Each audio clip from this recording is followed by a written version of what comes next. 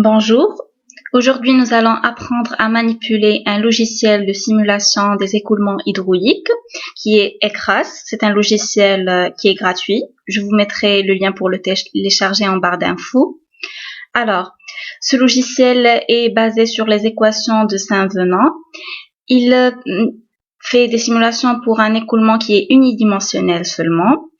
On va principalement rentrer des données géométriques et des données hydrauliques et il nous permettra de simuler par exemple des creux centenales, séquentenales, etc. Et ce en rentrant également les conditions aux limites et d'autres données que vous allez voir. Donc tout d'abord, on va ouvrir un fichier ou plutôt créer un nouveau projet si c'est la première fois. Alors on va cliquer sur File, New Projects. Title, nous allons mettre le nom du projet, par exemple, on va le nommer projet tout simplement. Et là, vous allez mettre l'emplacement. Donc, OK. OK, maintenant nous avons créé notre projet. Donc, ce qui est intéressant sur ECRAS, c'est que les étapes que vous allez suivre sont déjà en ordre comme ça. Donc, nous avons ouvert le fichier. Après, nous allons faire un tracé. Donc, par exemple, nous allons faire le tracé d'une rivière ou d'un oued.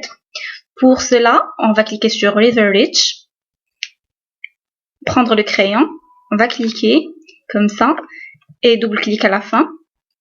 River, on va la nommer par exemple rivière, on peut lui donner n'importe quel nom. Et puis Ridge, c'est le nom du tronçon ou le numéro de tronçon, on va lui mettre le numéro 1. Ok, voilà, nous avons maintenant créé notre rivière. Donc, le long de la rivière, nous allons mettre des sections. Donc, les sections de la rivière, en précisant le lit mineur et le lit majeur, et plutôt de façon plus exacte à partir de données topographiques. Maintenant, nous allons faire des sections qui sont assez simples. Donc, nous allons prendre cross-section, c'est-à-dire la section, option, add new cross-section, et nous allons lui donner un nom, par exemple 0 pour la première qui va se trouver à l'aval. Donc, OK. Et là, nous avons Station, Elevation. Station, c'est les X et Elevation, c'est les Z qui vont se présenter ici par la suite. Donc, par exemple, pour un X égale 0, après 3, 5... et 9. Notez bien qu'il faut bien ordonner les X, sinon ça va nous donner du n'importe quoi. La section ne va pas se tracer correctement. Pour cet X-là, elevation, c'est-à-dire le Z ou bien le Y ici. L'élévation, on va prendre par exemple 9. Après, c'est 0. Ensuite, c'est 3. Après, c'est 7, par exemple. Une fois que vous avez rentré cela, ceci n'est qu'un exemple simple. Normalement, vous allez devoir prendre les données topographiques des profils en travers et les rentrer ici pour que ça soit plus exact. Dans cet exemple qui est simple, nous avons rentré les données et mettre apply data, c'est-à-dire appliquer les données. Voilà, c'est ça un peu la section. Bon, il paraît pas trop réaliste, donc on va mettre ici comme ça, pardon. 0. Tant que les données sont en rouge, ça veut dire qu'ils ne sont pas encore appliqués, comme vous voyez. Là, lorsqu'on va mettre appliqué, voilà, ça devient en noir. Donc, il a saisi les données. Ici, vous avez downstream reach length. Donc là, ça veut dire la distance de cette section par rapport à la section qui se trouve à l'aval. Puisque c'est la première section, donc, et qui va se trouver carrément en aval, on va laisser ces cases-là vides. C'est comme si c'était 0. Ça veut dire que c'est la première station. Après, le coefficient de Manin, qui distingue la rugosité. Donc, il a plusieurs valeurs. Ça dépend du matériau, par exemple, de notre canal, ou bien ça dépend de la nature de notre oued. Donc, ici, vous cliquez sur ce point d'interrogation et vous allez trouver un fichier qui va vous déterminer les différents coefficients de Manin dépendant du matériau. Donc,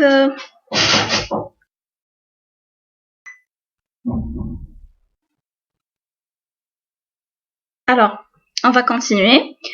On a dit que après avoir rentré le coefficient de Manin, par exemple, nous allons prendre ici 0,013. on va prendre les mêmes pour les 3 cases. En fait, j'avais pas expliqué. Channel, ça veut dire c'est en fait le canal principal et ça c'est la rive droite et rive gauche. Ici nous n'avons qu'un simple canal. Sinon, si vous avez un WED et que la section est bien définie, vous allez déterminer par exemple le li mineur et le li majeur. Donc ici vous allez rentrer le coefficient de Manning pour le li mineur par exemple et ici pour les rives droite et gauche. Donc ici on a considéré qu'on a le même coefficient de Manning. Donc ici vous avez Main Channel Link Station. Ici vous déterminez le canal principal ou bien le li mineur. Donc si nous avions une section qui est composée, nous allons mettre les coordonnées du petit canal par exemple, du canal central. Ici nous avons un seul canal, une section qui est très simple. Donc main channel, le canal principal, c'est le canal en entier. Ici, left bank et right bank, vous allez rentrer les X correspondant à votre canal principal. Donc ici, comme vous voyez, pour ce point-là, c'est 0. Bien sûr, on le sait. Si la section est plus composée, vous aurez besoin de cliquer ici. Comme ça, ça va vous guider directement pour savoir de quel X il s'agit. Ici, c'est 9. Donc, 9. Voilà. On a rentré tout ça, les données sont toujours en rouge, donc c'est pas encore appliqué. On va mettre Apply Data. Donc, les données sont ici appliquées. Ça, c'est pour notre première section. Alors, pour la remarque de tout à l'heure, on va faire une petite expérience. Si vous inversez ici, si vous avez rentré le point 5,0 avant le point 3,0, j'ai juste inversé ces deux points-là. Et vous appliquez Warning. Ça va vous donner une alerte. Et même lorsque ça va tracer, ça ne ressemble même pas à un canal. Donc, c'est juste pour vous dire, n'oubliez pas, même si vous rentrez tous les points avec les coordonnées qui sont correctes, il faut veiller à ce que l'ordre soit bien respecté. Voilà. On va appliquer les données encore une fois. Ça, c'est pour notre première section et bien sûr, plus nous rentrons de section, plus le calcul sera précis. Donc ici, nous allons mettre Add New Cross Section. Donc, la première section, c'était 0. Maintenant, on va rentrer 1. OK. Donc voilà. Ici, nous aurons plutôt besoin de Downstream Reach Length. Ça veut dire la distance entre cette section-là et la section qui se trouve à l'aval. C'est-à-dire la section qu'on avait rentrée tout à l'heure. Par exemple, on va considérer que c'est 100 mètres. On va considérer que c'est le même pour Main Channel et pour les rives droite et gauche. Encore une fois, nous allons rentrer les données. Par exemple, ici 0, ici 4. J'espère que je ne rentre pas les mêmes données. 6 et puis, je sais pas, 10. Ici, nous allons prendre par exemple 14, 2 et puis 3 et puis 15 par exemple. Voilà. Appliquer. Voilà, ça nous a donné la section. Encore une fois, Main Channel, le canal principal, puisque ici le canal est simple. Nous allons mettre 0 et puis le dernier c'est 10. Voilà. Comme ça, Apply. On a appliqué. Des fois, on aura besoin plutôt de copier cette section plutôt que de refaire les données. Donc, on va mettre Copy Current Cross Section. Et on va mettre, par exemple, 3. Station 3. Et ça va nous donner les mêmes, par exemple, pour ne pas rentrer encore une fois, si on a toujours une distance de 100 mètres qui la sépare de l'aval, si les coordonnées, ici, les coordonnées sont assez proches, donc cet outil copier va nous servir. Voilà, sinon, on a Delete Cross Section, si on s'est trompé de section et qu'on veut l'effacer, oui. Voilà. Ça, c'est en ce qui concerne la création de différentes sections. Maintenant, nous allons voir un outil qui est intéressant parce que tout de même, on va pas faire section par section. Il y a l'outil Tool. Cross XS, ça veut dire Cross Section Interpolation. Ça veut dire on va faire une interpolation entre les cross sections. Between two cross sections. Donc ici, on a, comme vous voyez, on a déjà déterminé la station 0 et la station 1 avec une distance de 100 mètres l'une de l'autre. Ici, on va interpoler pour mettre plusieurs sections entre ces deux-là. Donc, between two cross sections. Et voilà, les deux, 0 et 1. Voilà. Ici, vous avez distance between cross sections. Ça veut dire la distance entre les deux, c'est 100 mètres. Voilà, après maximum distance, ça veut dire la distance entre une section et une autre. Donc si on va mettre par exemple 10, il va nous mettre 100 divisé par 10, ça veut dire il va nous mettre 10 sections entre les deux sections qu'on a déjà définies.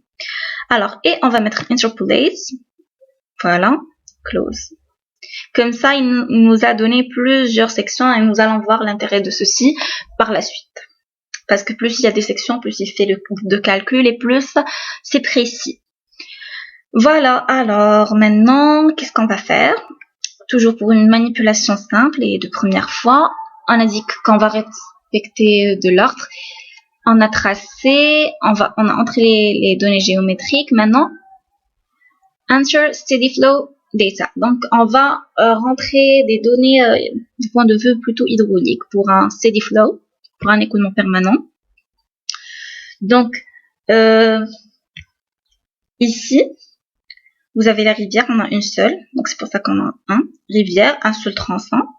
Donc, profil. Ici, profil 1. Ici, qu'est-ce qu'on va mettre? On va mettre le débit.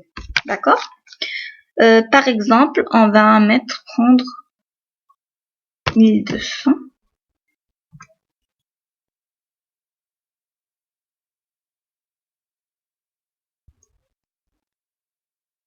Voilà.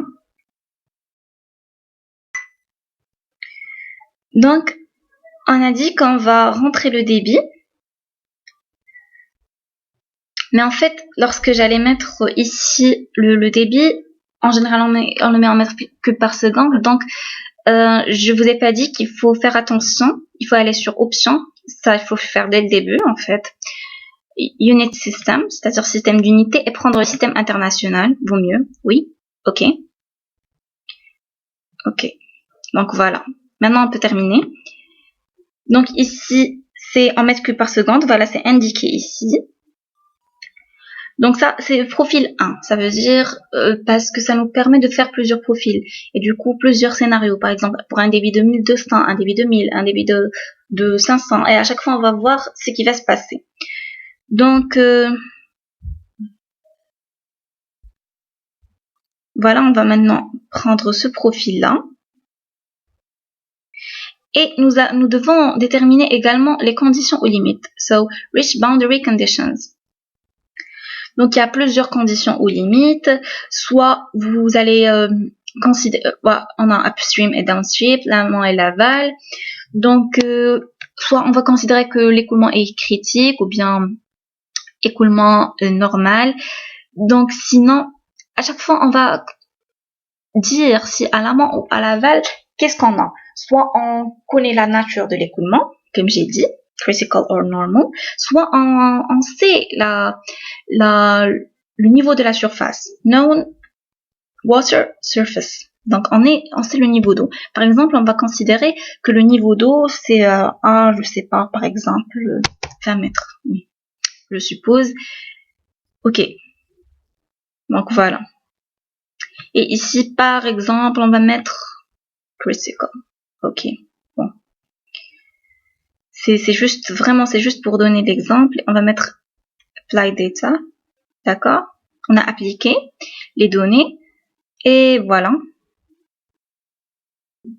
Donc, si vous suivez bien, on a déterminé le débit qui est en mètres cubes par seconde. On a mis les conditions limites en supposant qu'on connaît le niveau de la surface de l'eau à l'amont ou à l'aval, etc.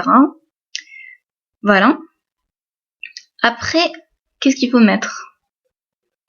Ça, c'est pour savoir les performances. Ça veut dire pour savoir si tout se passe bien ou non. C'est comme s'il détectait les erreurs. Ah, pardon, je m'excuse. C'est pas ça. Avant de le faire,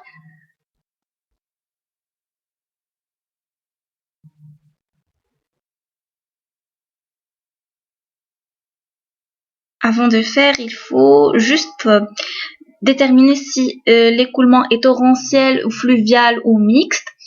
Donc, pour l'écoulement torrentiel ou fluvial, vous aurez besoin de rentrer juste une seule condition, à l'amont ou à l'aval.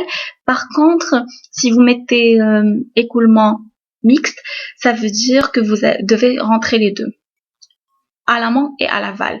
Mais c'est intéressant de mettre l'écoulement mixte, comme ça si on n'est pas sûr, c'est à lui de calculer et de juger comment est l'écoulement. Donc voilà. Vous allez mettre compute, parce que vous allez mettre compute, ça veut dire qu'il va genre détecter un peu les erreurs qu'il y a. Donc là, il est en train de chercher si tout se passe bien. Donc si vous avez une fenêtre de ce genre-là, ça veut dire que c'est OK. D'accord? En fait, ici, si vous voyez géométrie, vous avez Géo 1 et Steadyflow, Flow 1. Parce que, en fait, pour un même plan, c'est-à-dire par exemple pour une même rivière, etc., vous pouvez avoir une géométrie 1 et 2 et 3, ou bien avoir plusieurs Steadyflow, c'est-à-dire changer à chaque fois les données hydrauliques pour avoir à chaque fois un scénario. Genre pour dire, pour une crue centenale, qu'est-ce qu'on va avoir? Pour Ada, qu'est-ce qu'on va avoir? Et la même chose pour la géométrie. D'ailleurs, on pourra mettre des ponts, des barrages, etc. Donc c'est intéressant de pouvoir jouer sur la géométrie également. C'est pour ça que ça nous permet de diversifier tous ces paramètres-là. Donc c'est bon, on va fermer cette fenêtre là. Donc si vous avez bien suivi, on a tracé, on a rentré le débit, donc les données géométriques, les données hydrauliques, on a jugé les performances et maintenant on va visualiser. Donc pour visualiser, view cross sections. Donc voilà. Ici on a rentré uniquement 2, donc ça nous donne en fait le niveau de l'eau. Voilà.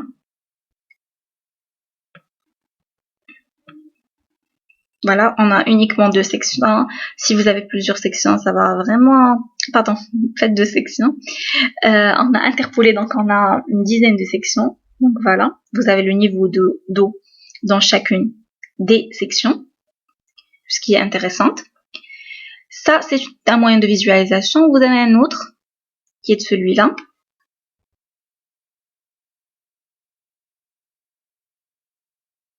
Riches, on n'a qu'un seul. Les profils, on n'a qu'un seul. Si on avait plusieurs profils, ça sera intéressant. On aura une animation pour profil 1, profil 2, profil 3.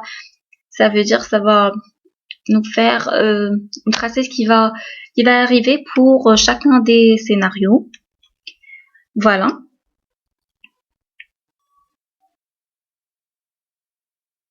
Et puis, il y a également cette façon de visualiser. Et la plus intéressante, je trouve, c'est la vue en 3D. Voilà, c'est celle-là. Vous avez une vue en 3D et vous avez ça pour jouer avec la vue qui vous arrange le plus en fait.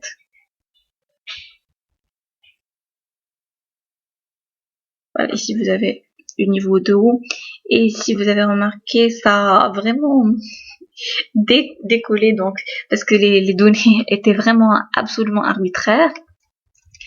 Faites attention, mais et là aussi vous pouvez changer les angles par ça.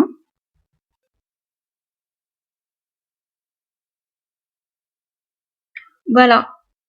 Bon, en fait, si vous avez des données réelles, ça sera beaucoup plus intéressant, que ça soit au niveau des sections, que ça veut dire soit le profil en travers, soit le profil en long.